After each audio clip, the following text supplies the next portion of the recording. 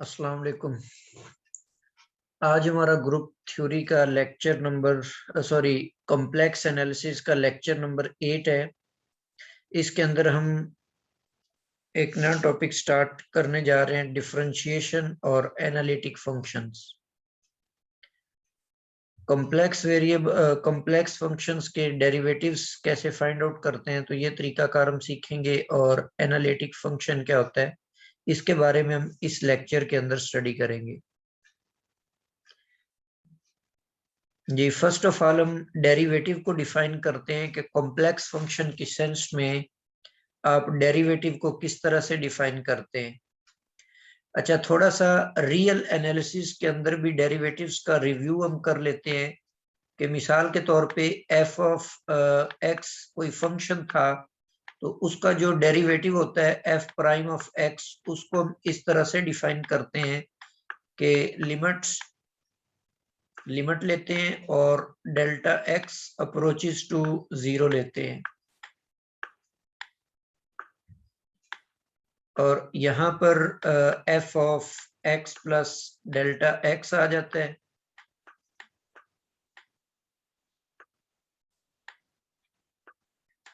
F of X plus delta X और minus F of X divided by delta X. इस तरीके से real valued functions के जो डेरिवेटिव्स होते हैं वो हम डिफाइन कर लेते हैं। अच्छा, इसका ज्योमेट्रिकली डेरिवेटिव का मतलब क्या होता था वो भी थोड़ा सा हम लिख लेते हैं कि डेरिवेटिव जो होता है बेसिकली ये क्या होता है, this is equal to slope of tangent line. ये स्लोप होता है, स्लोप ऑफ टेंजेंट लाइन। जिस पॉइंट के ऊपर आप फाइंड आउट कर रहे होते हैं, उस पॉइंट के ऊपर, कर्व के ऊपर जो टेंजेंट आप ड्रा करेंगे, उस टेंजेंट का जो स्लोप होगा वो आपके पास बेसिकली डेरिवेटिव होता है। अच्छा, इसके अलावा जब हमने मीन वैल्यूज थ्योरम पढ़े थे और इस तरह की चीजें पढ़ी थी, वहां पर हमने एक बात ये भी की थी कि ये जो डेरिवेटिव होता है ना, इसको आप क्लोज्ड इंटरवल पर डिफाइन नहीं कर सकते। उसकी वजह ये होती है कि क्लोज्ड इंटरवल जो होता है ना, वो एंड पॉइंट्स जो होते हैं लाइन के, तो ये लाइन के ऊपर आप लातादार टेंजेंट लाइंस जो हैं वो ड्रा कर सकते हैं। तो इधर किसी भी इसके एंड पॉइंट के ऊपर सिर्फ कोई यूनिक टेंजेंट लाइन एग्जिस्ट नहीं करती, बल्कि एक से ज्यादा टेंजेंट लाइंस एग्जिस्ट करती हैं। इसीलिए उसका जो स्लोप होगा वो यूनिक नहीं आता। मतलब यहाँ पर अगर देखा जाए तो डेरिवेटिव जो है ये एक लिमिट है, तो इसका मतलब है कि ये लिमिट जब भी एग्जिस्ट करती है वो तो यूनिक होती है। लेकिन यहाँ पर आपके पास इस केस में बहुत ज्यादा टेंजेंट लाइंस एग्जिस्ट कर रही हैं, इनके उनके डिफरेंट स्लोप्स होंगे, तो इसीलिए डेरिवेटिव्स की जो वैल्यू है वो यूनिक ना होने की वजह से हम ये कहते हैं कि इसके ऊपर ये डेरिवेटिव एग्जिस्ट नहीं करता। तो इसीलिए हम ओपन इंटरवल्स लेते थे। डेरिवेटिव की एग्जिस्टेंस के लिए हम ओपन इंटरवल लेते हैं, क्लोज्ड इंटरवल नहीं लेते। अच्छा, अब हम यहाँ पर आ जाते हैं कि डेरिवेटिव को कॉम्प्लेक्स एनालिसिस के अंदर देखते हैं कि कॉम्प्लेक्स वैल्यूड फंक्शन जो होते हैं उनका डेरिवेटिव हम किस तरह से डिफाइन करते हैं। हम सपोज कर लेते हैं कि एफ हमारे पास एक कॉम्प्लेक्स वैल्यूड फंक्शन है, defined on in a neighbourhood of point z naught. ठीक है, यहाँ पर ये वेरी इंटरेस्टिंग यहाँ पर एक कंडीशन दी गई है कि मिसाल के तौर पर ये आपके पास प्लेन है, जी प्लेन है, इसके अंदर आपने नेबरहुड बना लिया, ये जी नॉट का नेबरहुड है। ठीक है, तो अगर इस जी नॉट के सारे नेबरहुड के ऊपर अगर वो फंक्शन डिफाइन होगा तब डेरिवेटिव एग्जिस्ट करेगा। इसकी वजह क्या है? इसकी वजह यह है कि जो होती थी रियल एनालिसिस के अंदर लिमिट होती थी, उसमें टू वे लिमिट चेक करने का तरीका होता है कि या तो आप राइट साइड से अप्रोच कर सकते हैं या आप लेफ्ट साइड से अप्रोच कर सकते हैं। सिर्फ लिमिट का कंसेप्ट होता है लेफ्ट और राइट का। جبکہ کمپلیکس انالیسس کے اندر کوئی بھی پاتھ آپ چوز کریں اس پوائنٹ کو اپروچ کر سکتے ہیں، ٹھیک ہے، لیفٹ سے آ جائیں، رائٹ سے آ جائیں، کسی انکلائنڈ لائن سے آ جائیں، کسی بھی طرف سے کسی بھی پاتھ سے آپ اس پوائنٹ کو اپروچ کریں تو لیمٹ جو ہے وہ ایگزسٹ کرنی چاہیے. تو اسی لیے آپ کو چاروں اطراف پر یہ پورے کا پورا نیبرہڈ جو ہے اس میں فنکشن کو ڈیفائن کرنا پڑتا ہے. تو یہ ایک کنڈیشن تھی جو کہ ریئل انالیسس کے اندر نہیں ہوتی، لیکن کمپلیکس کے اندر یہ کنڈیشن دی ہوئی ہے ڈیریویٹو کے لیے. The derivative of f at z naught is the limit given by f prime of z naught. اس کی ڈیفینیشن بالکل وہی ہے جو ریئل انالیسس کے اندر ہم نے ڈیریویٹو کی ڈیفینیشن پڑھی. تو کسی پوائنٹ پر ڈیریویٹو کو فائنڈ کرنے کا یہ بھی ایک طریقہ کار ہے، اس طریقے سے بھی آپ اس کو فائنڈ آؤٹ کر سکتے ہیں. یہاں پر کنڈیشن یہ ہے کہ provided that this limit exist, یہ جو ڈیریویٹو کی لمٹ ہے یہ ایگزسٹ کرنی چاہیے. اب یہ ڈیریویٹو چونکہ ایک لمٹ ہے اور لمٹ کو آپ ایپسیلون اور ڈیلٹا کی شکل میں بھی لکھ سکتے ہوتے ہیں، تو اسی لیے اس شکل میں آپ اس کو ڈیفائن کرنا چاہتے ہیں. A complex function f is differentiable at a point z naught if for any epsilon greater than 0 there exists a delta, positive delta, such that difference between these two quantities is less than epsilon. Whenever z minus z naught absolute value is less than delta and positive. جی یہ تو ہمارے پاس derivative کی definition تھی، بالکل similar to real valued function, یہ بھی اسی طرح ہم نے ڈیفائن کر لی ہوئی ہے. یہاں پر نیچے ڈیفرنشیشن کی ڈیفینیشن دی ہوئی ہے. The process of finding the derivative of a function is known as differentiation. Or the function f of z is said to be differentiable at z naught if its derivative at z naught exists. تو differentiation کیا ہوتا ہے؟ یہ ایک process ہے، یہ ایک procedure ہے، ٹھیک ہے. اب اس میں یہاں پر ایک بات اور بھی ذہن میں رکھیں، جیسے آپ کہتے ہیں کہ ایڈیشن ہے.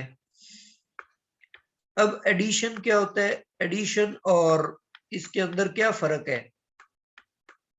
سم کے اندر ایڈیشن اور سم، ان دونوں میں کیا فرق ہے؟ یا آپ یہ کہہ سکتے ہیں کہ جو سبٹریکشن ہے اور سبٹریکٹ کرنا یا مائنس کرنا ہے. اب مائنس اور سبٹریکشن میں کیا فرق ہے؟ تو جو ان چیزوں میں فرق ہے وہی ڈیریویٹو اور ڈیفرنشیشن کے اندر فرق ہے. مطلب ڈیریویٹو ایک آپریٹر ہے اور ڈیفرنشیشن اس آپریٹر کو اپلائی کرنے کا طریقہ کار ہے، ٹھیک ہے. لائک جیسے آپ کہتے ہیں کہ ایڈیشن جو ہے جمع کرنا یہ ایک آپریٹر ہے، پلس جو ہے وہ ایک آپریٹر ہے، اور اس کو اپلائی کرنے کا جو عمل ہے وہ ایڈیشن یا سم کہلاتا ہے. جی نیکسٹ آپ کے پاس ہے relation between continuity and differentiability.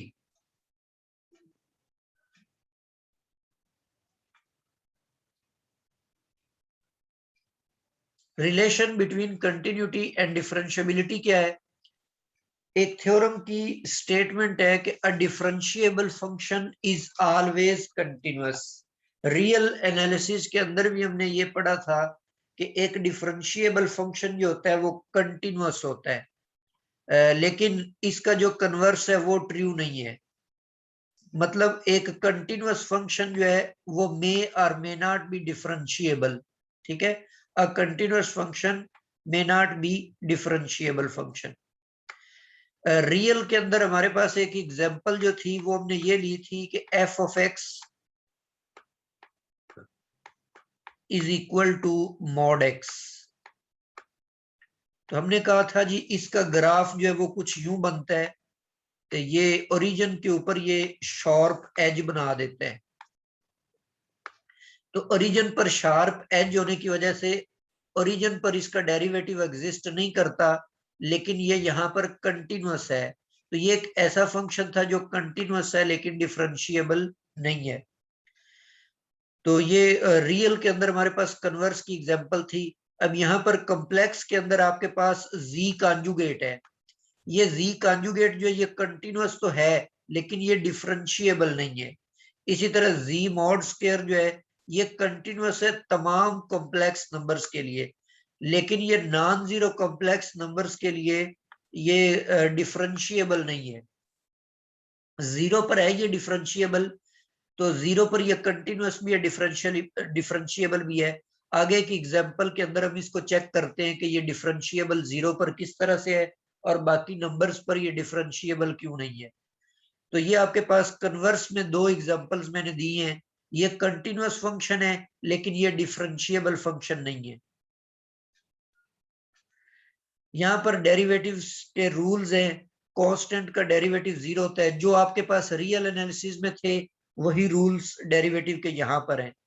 تو کانسٹنٹ رول آ گیا، اس کے بعد سم اور ڈیفرنس رول آ گیا، پروڈکٹ رول آ گیا جی. فرسٹ فنکشن کو ایز اٹ از رکھا آپ نے، سیکنڈ ڈیریویٹیو کا سیکنڈ فنکشن کا ڈیریویٹیو لے لیا. اسی طرح second function as it is آ گیا اور اس کے بعد فرسٹ کا ڈیریویٹیو. اسی طرح کوشنٹ رول ہے، تو کوشنٹ رول کی بھی یہاں پر یہ وہی ڈیفینیشن ہے جو ہم نے کیلکولس میں پڑھی تھی. چین رول کی ڈیفینیشن آ گئی، پاور رول آ گیا آپ کے پاس. ٹھیک ہے، تو یہ بالکل وہی ایگزامپلس. پاور رول جو ہے وہ آپ فنکشن کے لیے بھی ڈیفائن کر سکتے ہیں یہاں پر کہ اگر آپ نے ڈیریویٹیو فائنڈ آؤٹ کرنا ہے ایسے فنکشن کا جو ایک پاور کی شکل میں آپ کو دیا ہوا ہے، مطلب ایف آف زی کے اوپر کوئی پاور انٹیجر پاور ہے n. ٹھیک ہے، تو اگر اس کا ڈیریویٹیو لینا چاہتے ہیں تو کیا کریں گے، اسی طرح پاور رول لگائیں گے. پاور کو سٹارٹ میں لکھیں گے، پاور میں سے ایک کم کر دیں گے تو یہ پاور اس کی بن جائے گی n-1. ٹھیک ہے، اور پاور کے اندر جو فنکشن ہے اس کا ہمیں دوبارہ سے ڈیریویٹیو بھی ساتھ میں لینا پڑے گا. تو یہ بھی اسی طرح کیلکولس کے اندر بھی ہم نے اسی طرح پڑھا تھا، تو کمپلیکس کے اندر بھی یہ یوزفل ریزلٹس ہے.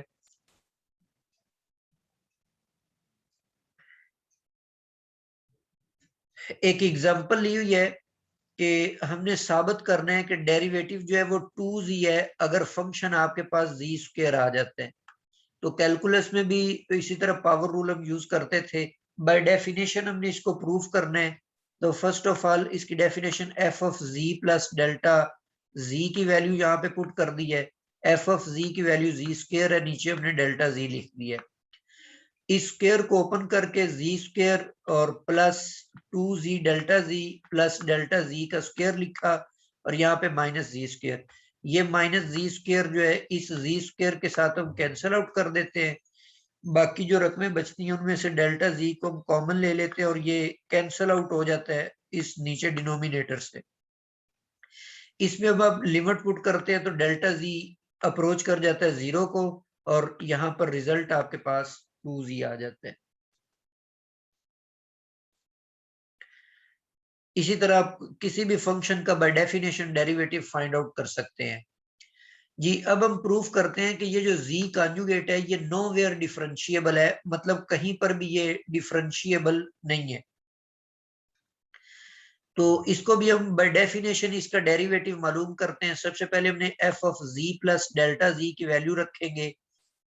ہمیں چونکہ فنکشن دیا ہوا ہے ایف آف زی دیا ہوا ہے فنکشن ہے زی کانجوگیٹ، تو اب اگر ہم اس میں ریپلیس کر دیتے ہیں زی کو ریپلیس کر دیں کس کے ساتھ، زی پلس ڈیلٹا زی کے ساتھ، تو F of z plus delta زی یہ کس کے ایکول آ جائے گا، یہ ایکول آئے گا رائٹ سائڈ پہ بھی آپ کو زی کو ریپلیس کرنا پڑے گا زی پلس ڈیلٹا زی کے ساتھ. اوپر اس کا کانجوگیٹ اسی طرح آپ لکھیں گے. تو یہ ویلیو میں نے یہاں پر پٹ کر دی ہوئی ہے. اسی طرح ایف آف زی کی ویلیو زی کانجوگیٹ آئے گا، وہ بھی میں نے یہاں پہ پٹ کر دی ہے. ان کا کانجوگیٹ سیپریٹ کریں گے کانجوگیٹ کی پراپرٹی یہاں پر استعمال کر کے، تو یہ زی کانجوگیٹ اس زی کانجوگیٹ سے کینسل ہوگا تو اوپر آپ کے پاس نیومیریٹر میں جسٹ ڈیلٹا زی کا کانجوگیٹ آ جاتا ہے، نیچے آپ کے پاس ڈیلٹا زی ہے. اب اس کو آپ کارٹیزین فارم میں اوپن کر کے لکھیں تو یہ delta x plus iota delta Y اور نیچے ڈیلٹا ایکس پلس آئیوٹا، یہاں پر بھی ڈیلٹا آتا ہے وائی کے ساتھ. اس کا کانجوگیٹ اوپن کریں گے تو یہ مائنس بن جائے گا. ابھی یہ ایک لمٹ ہے اور لمٹ کمپلیکس کے لیے آپ کو پتہ ہے کہ آپ جس پاتھ سے مرضی اس کو اپروچ کریں تو وہ ریزلٹ جو ہے وہ سیم آنا چاہیے. میں یہاں پر along ریئل ایکسس لے لیتا ہوں. ریئل ایکسس کا مطلب کیا ہوتا ہے؟ X Axis. جب آپ along ایکس ایکسس جائیں گے تو اس میں ڈیلٹا وائی تو زیرو آ جائے گا, تو اس لیے اس لیمٹ میں جہاں پر ڈیلٹا وائی ہے وہ آپ زیرو رکھیں گے تو یہ ریزلٹ آپ کے پاس 1 آ جاتا ہے. اسی طرح اگر آپ اس لیمٹ کی ویلیو فائنڈ آؤٹ کرتے ہیں along امیجنری ایکسس, مطلب along Y Axis, imaginary Axis سے مراد وائی ایکسس ہوتا ہے, تو along وائی ایکسس جو ڈیلٹا ایکس کی ویلیو ہوتی ہے وہ 0 ہوتی ہے. تو اس میں جب آپ 0 رکھیں گے تو اس کا ریزلٹ جو ہے وہ -1 نہیں آتا بلکہ -1 ہی آتا ہے. نیچے چونکہ ایک ایوٹا ہے وہ مس ہو گیا تو ایوٹا بھی اس کے ساتھ کینسل آؤٹ ہو کر یہ -1 آ جاتا ہے. یہاں پر لمٹ نکلی تھی 1 +1 اور یہاں پر لمٹ نکل آئی -1. Limits are not same so F is not differentiable. ہم نے دو ڈیفرنٹ پاس سے لمٹس کو چیک کیا تو لمٹ دونوں پاس پر ڈیفرنٹ ویلیوز دی, تو اس لیے یہ ڈیفرنشیبل نہیں ہے. جی اسی طرح ایک اور ایگزامپل یہاں پر گیون ہے کہ show that F of z is equal to x plus 4 iota Y is know where differentiable. اسی طرح اس کو بھی بائی ڈیفینیشن ہم لیتے ہیں F of z plus delta زی لیں گے مائنس ایف آف زی, اور اس کو کارٹیزین فارم میں ان کی ویلیوز پٹ کر کے اس کو سمپلیفائی کر لیں گے. تو along ریئل ایکسس اس نے جواب 1 دیا ہے اور along امیجنری ایکسس اس کا ریزلٹ 4 نکلا ہے. یہ بھی ایکول نہیں ہے تو اسی لیے یہ ڈیریویٹو بھی ایگزسٹ نہیں کرے گا.